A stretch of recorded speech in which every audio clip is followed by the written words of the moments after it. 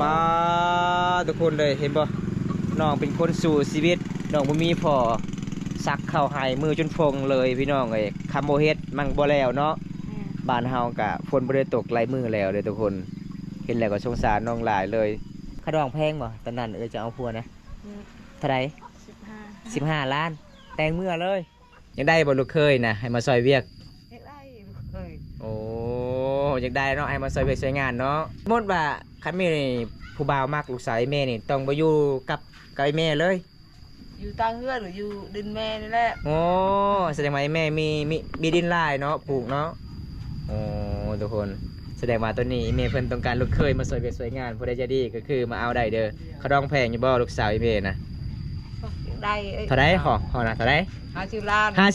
50ใจแม่จะว่าเขาดอง50 ล้านได้จึงเอาได้ได้มันแม่นเจ้าเงาเจ้ากอดเสาเฮือนตลอดเลยเอาได้ว่า50 ล้าน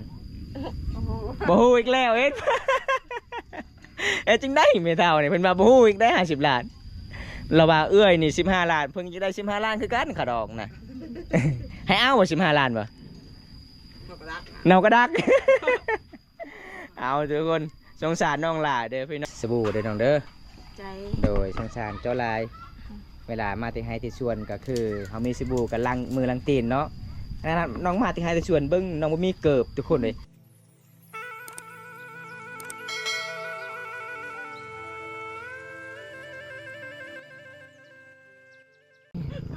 มาแต่ใส่นี่น้องมาแต่สักให้อ๋อสักได้จากมือแล้วได้4-5 มือแล้วยังไม่ทันได้แล้วบ่ดองออกหายจากคนมือนี่ลายคนเอาให้อ๋อเอาให้งานกันอันนี้เอื้อยแล้วทางนั้นเนาะนี่ทุกคนถามอะไรมาเยี่ยมมายามเสาเฮ็ดนี่เห็นเอื้อยก็คือว่าเสาเฮ็ดดูหน่อยเอื้อยเจ้าซื้อนี่ได้เอื้อยเจ้านะสาวเพชรเจ้าคือบ่ตัง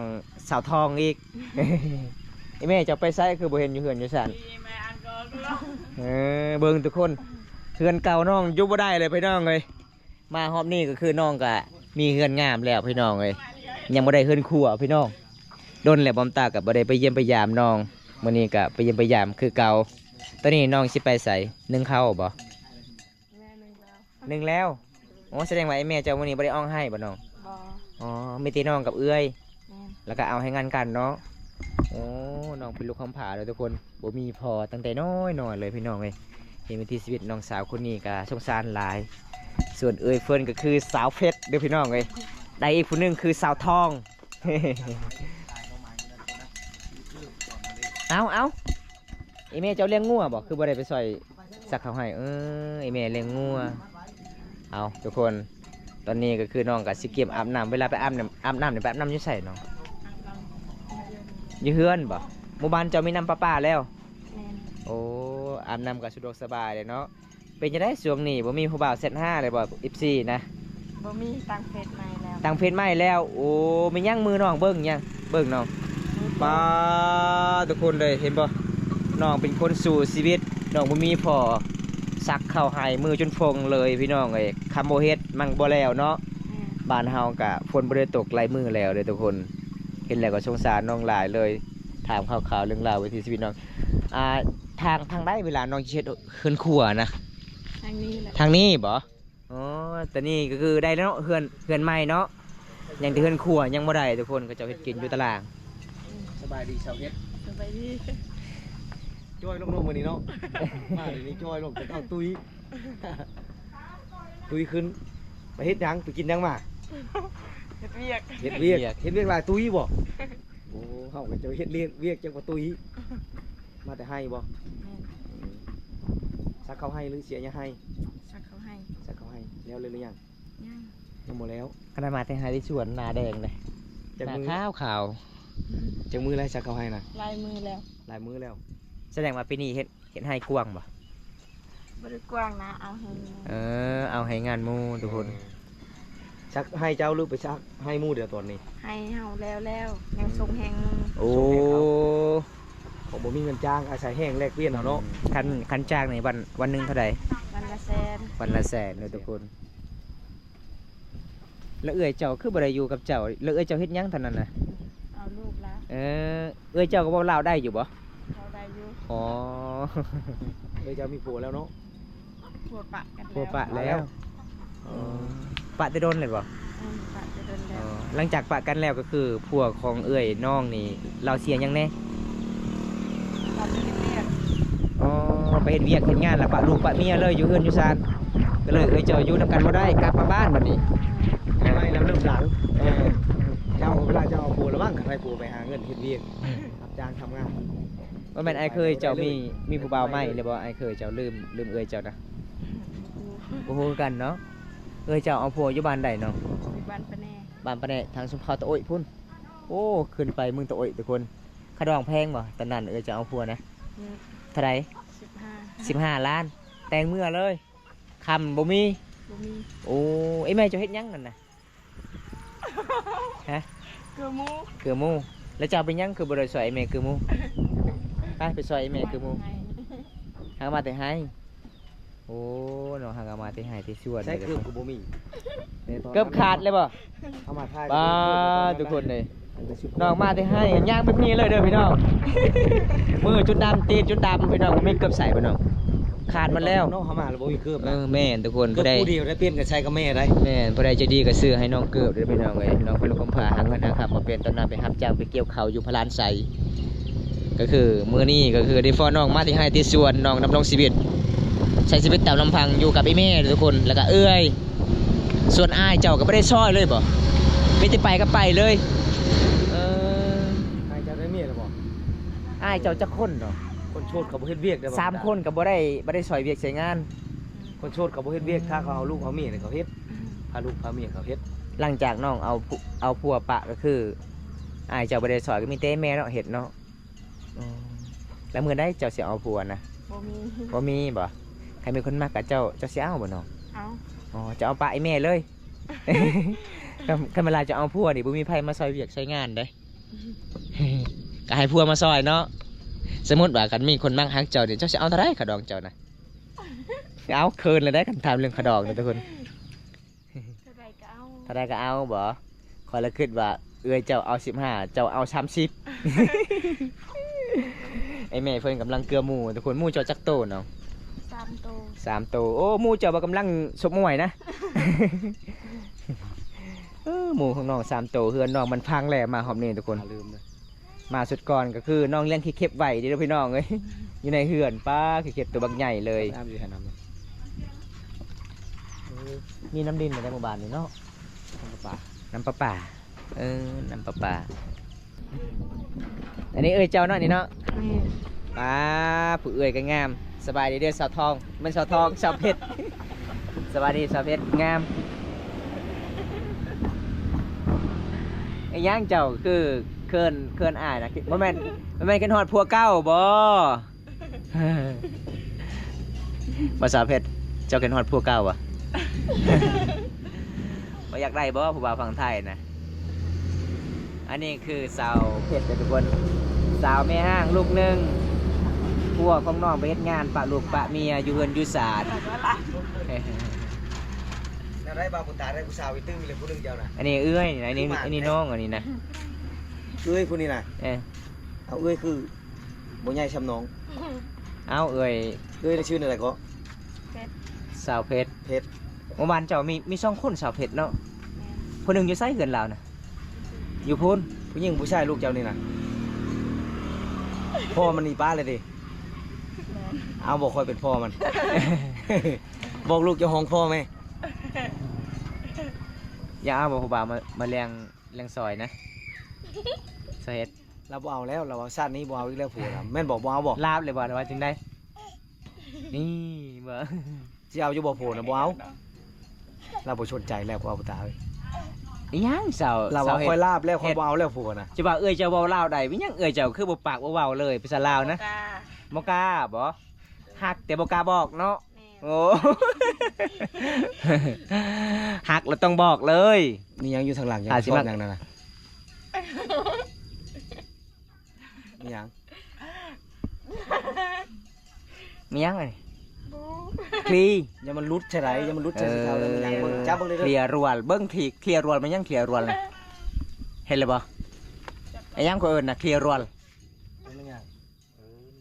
งิ้ว งิ้ว นี่ได้นี่งิ้วนี่ เออ นุ่นเลยทุกคน เฮ็ดมอนเฮ็ดสินวนเนาะ เอาเฮ็ดหมอนมาเจ้าเอาผัวแล้วก็พอได้ให้ผัวมูลหมอนนุ่มๆเด้เนาะ เอาเด้อทุกคน แยกจากมือเชียวผัวโอ้ยใครบ้างผู้ว่าวมาลิ้นแต่ละคืนเจ้าก็บอกเขาโลดว่าค่อยมักเจ้าจะได้ผัวแล้วตอนนี้ ว้าว มุ้ยผู้บ่าวมาตีปลายเส้นทางนี่คือคนเที่ยวอยู่ประกาศด้วนบ้านนี้มีชาวโสด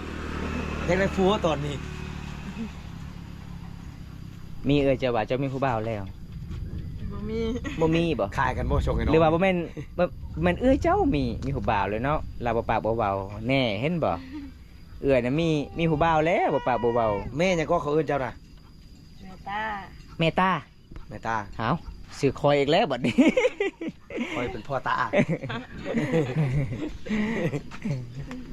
แม่ตาเอา เดี๋ยวเบิ่งเด้ ก็คือกันกับชื่อบาวบำตาเด้อพี่น้อง มาทางบาวบำตานี่เขาเอิ้นชื่อบาวบำตาคือตาอย่างเดียวเด้อทุกคน หลังจากมาที่ห้าได้ชวนกับบ่ได้หาอยู่หากินบ่แต่เมื่อยเนาะแต่ละมื้อน้องได้กินอาหารหยังเวลามาแต่ห้าที่ชวน กินแจวบางทีก็บ่ได้กินข้าว โอ้อดเลย ของกิน โอ้ขึ้นลายแต่น้ำให้เนาะทุกคนเลยดำรงชีวิตตามลำพังสองไอ้น้องเจ้าอายุจักปีหรือเจ้านะ โอ้โห เจ้าได้จักปีเจ้า โอ้โห โอ้โหอีกแล้วเอ้าตอนนั้นจะว่า16 ปี อันนี้มันขึ้นแล้ว ขึ้นแล้วจักปีมันขึ้นน่ะ โอ้โห 17แล้วเนาะเจ้าน่าสิประมาณ18 19เจ้านะทุกคนเมื่อนี้มาเยี่ยมมายามน้องสาวเพิ่นอยู่เฮือนอยู่ศาลพี่น้องอันนี้ก็คือน้องเป็นลูกกำพร้าเด้อทุกคนเพิ่น3 วัน 2น้องประมาณซำนี้ล่ะพี่น้องเอ้ยมาหอมนี่น้องก็มีเฮือนงามๆแล้วพี่น้องแต่เฮือนครัวยังบ่ทันได้แล้วทุกคนเขาเจ้าก็ต้องเฮ็ดกินอยู่ตามตารางเฮือนเลย แบบคนบ่มีพ่อเป็นมีล่ะพี่น้องดำรงชีวิตเฮ็ดหยังก็บ่เป็นทุกคนเลยอายุนํกันกับอีเมหาเงินหาคำก็บ่เป็นเลยทุกคนสงสารน้องหลายเลยนี่ไอ้แม่เพิ่นสบายดีเด้อแม่เมื่อใดสิเฮ็ดเฮือนครัวเนาะ บ่มีเช่า บ่มีเสาเฮือนบ่แล้วก็บ่มีไผมาซอยเนาะ ใคร มีแต่ผู้หญิงอยู่เฮือน มีแต่ผู้หญิง ลู ลู ก กชายกันเป็นเฮ็ด โอ้บ่เป็นเฮ็ดเลยมีแต่ไปเฮ็ดงานรับจ้างหรือว่าจังใด เฮ็ดจากอ๋อหลังจากเฮ็ดงานแล้วบ่กลับมาบ้านเลย ไปเลยเลย ไปเลย โอ้ทุกคนเลยนี่คืออีเมเพื่อนวันนี้บำตากะสิไปถามข่าวๆเรื่องราว หลังจากที่บำตาซอยอีเมเพื่อนสื่อสังอาสีให้จากได้ขึ้นครัว แล้วก็มีผู้ใหญ่ใจดีสงสารแล้วก็เอ็นดูวันนี้ก็ยังบ่ทันได้เนาะยังให้กินอยู่ตารางนี่บ่ เออ อ๋อตอนเช้าแม่พอได้เฮ็ดกินอยู่นี่สาวเฮ็ดหรือว่าเจ้าไอ้แม่ เขาเอง เจ้าเองเนาะ ลูกเมื่อยเฮ็ดให้ อ๋อแสดงว่าเจ้าบ่ได้ซอยเลยลูกเฮ็ดให้ ช่วยกัน อ๋อเวลาซอยเฮ็ดเมื่อยก็คือซอยเฮ็ดพักซอยเฮ็ดกับเจ้าไป เออเราเฮ็ดเมื่อยเขาเฮ็ดไปนำ โดยแต่ซอยเฮ็ดว่าเซาเฮ็ดว่าสิเอาผัวได้สิเอาผัวปะไอ้แม่ให้อยู่บ่ บ่มีไฟมัก แล้วว่าคันมีคนมักนี่เพิ่นสิเอาปะเลยได้แม่เอ้ยให้เอาอยู่บ่ยังได้บ่ลูกเคยนะให้มาซอยเวียก เฮ็ดได้ลูกเอ้ย โอ้อยากได้เนาะให้มาซอยเวียกซอยงานเนาะเยือนอยู่ศาลกะลูกชายเพิ่นก็เฮ็ดหยัง บ้านกับแม่ อ๋อบ่เป็นทุกคนเลยอยากได้ขึ้นครัวสมมุติว่าคันมีผู้บ่าวมักลูกสาวไอ้แม่นี่ต้องบ่อยู่กับไอ้แม่เลย อยู่ตั้งเฮือนหรืออยู่ดินแม่นี่แหละ โอ้แสดงว่าไอ้แม่มีดินลายเนาะปลูกเนาะโอ้ทุกคนแสดงว่าตัวนี้ไอ้แม่เพิ่นต้องการลูกเคยมาสวยเวียกสวยงานผู้ใดจะดีก็คือมาเอาได้เด้อเขาดองแพงอยู่บ่ลูกสาวไอ้แม่นะ ได้ เท่าไรขอนะเท่าไร 50 ล้าน 50 เอาผู้เอื่อยก็ได้ผู้เอื่อยนะ ปะหน้าพวกมันทำงาน ผัวป้าเออ ปะเลย หาก็เราทาบ่ไว้อยู่เฮือนอยู่ศาลเฮ็ดให้คนเดียวเนาะผัวบ่ขึ้นนำลูกมือเมียเลยทุกคนไปเฮ็ดงานแล้วก็คือได้บ่เงินส่งให้ลูกให้เมียนะบ่เห็นเลยเออก็เลยลูกสาวแม่กลับคืนมาบ้านเฮาคือเก่า เออ โอ้ทุกคนนี่เด้อพี่น้องเอ้ยสาเหตุที่ลูกสาวของเพิ่นเอาผัวเป็นเมียห่างก็คือได้ผัวแล้วผัวก็บ่ได้สงสารลูกเมียไปเฮ็ดงานแล้วก็ลืมลูกลืมเมียอยู่เฮือนอยู่ศาลเฮ็ดให้คนเดียวผัวเมียทุกคนชุนผัวก็บ่ได้มาบ้านเลยว่าพอได้อยากได้ลูกสาวเพิ่นบ่ามาอยู่นี่ทุกคนมีดินหลายผู้เขื่อนเด้อพี่น้องเอ้ย วันนี้ขอบใจหลายเด้อแม่เฒ่าเด้อเมื่อได้สิเฮ็ดเฮือนครัวบ่ค่อยเด้อเดี๋ยวค่อยจะไปเฮ็ดซอยคือกัน โดยเอาทุกคนเดี๋ยวบำตากับสิกลับบาทคือกันทุกคนเลยตอนนี้ก็คือบำตากับชีขอขอบใจสาวเฮ็ดคนงามเห็นแล้วบ่สาวเฮ็ดจะว่าจะเอาขาวดองเท่าใดก็ได้แม่จะว่าขาวดอง50 ล้านได้จึงเอาได้ได้ มันแม่นเจ้าเหงาเจ้ากอดเสาเฮือนตลอดเลย เอาได้บ่50 ล้าน โอ้โห บ่ฮู้อีกแล้วเฮ็ด เฮ็ดจึงได้แม่เฒ่านี่เพิ่นว่าบ่ฮู้อีกได้50 ล้านเราว่าเอื้อยนี่15 ล้านเพิ่งจะได้15 ล้านคือกันขาวดองนะ ให้เอาบ่15 ล้านบ่ บอกรัก เนาก็ดัก เอาทุกคนสงสารน้องหล่าเด้อพี่น้องน้องก็หามาแต่งให้แต่ส่วน ตอนนี้น้องมีสบู่ซื้อเลยบ่น้อง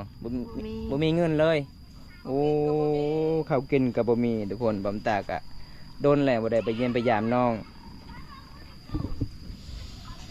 อันนี้อายสิให้เจ้าซื้อสบู่เด้อน้องเด้อ ใจ โดยสงสารเจ้าลาย เวลามาที่ให้ที่สวนก็คือเขามีสบู่กับลังมือลังตีนเนาะนะครับน้องมาที่ให้ที่สวนเบิ้งน้องบ่มีเกิบทุกคนเลยคันสิซื้อเกิบกับบ่พ่อเนาะ50,000เนาะ แม่ อ๋อส่วนเอื้อเจ้ากับบ่ปากบ่เว้าเลยภาษาลาวบ่เป็นเลย บ่กล้าบ่โอ้เอาไอ้แม่เพิ่นเอาฟืนสิดังไฟเกี่ยมฝนตกห่ำทุกคนในมื้อนี้อ้ายก็กลับคนได้น้องเด้อนี่ล่ะมีเวลาว่างๆกันหน้าอ้ายก็มาเยี่ยมมายามกันใหม่เนาะบ๊ายบายเด้อบ๊ายบาย